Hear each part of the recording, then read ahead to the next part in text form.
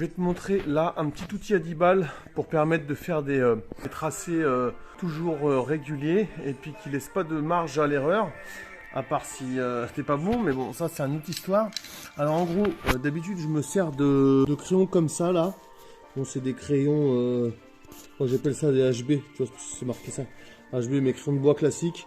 Donc tu vois, c'est pas le top. Tu es toujours en train de le tailler comme ça là.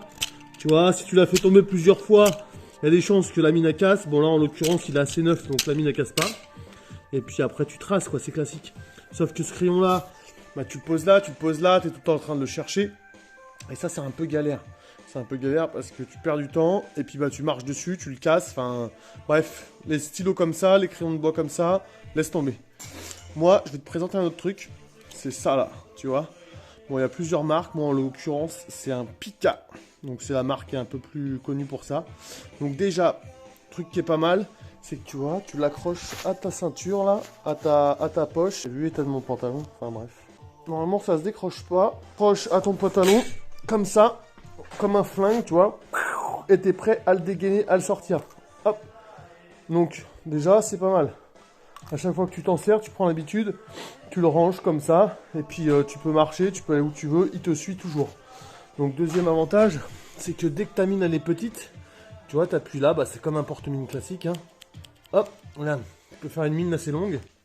Et le troisième avantage, je te montre, là pour le coup, faut dévisser l'embout, faut retirer l'embout. Besoin d'un tracé propre, bien précis, et puis que ta mine à force, elle se bien arrondie, et ben dans l'étui, regarde, je sais pas si on voit bien, tu as une petite lame là.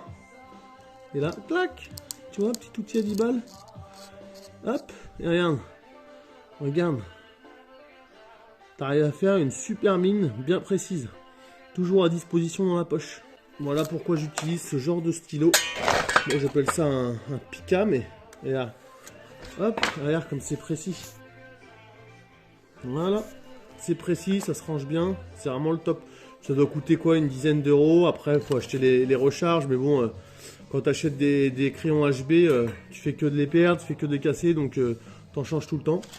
Et après, pour les mines, c'est des mines en 2,8 mm. Soit tu reprends les mines Pika, donc pour le coup, elles sont un peu chères. Ou alors, tout connement, tu vas chez Leroy Merlin.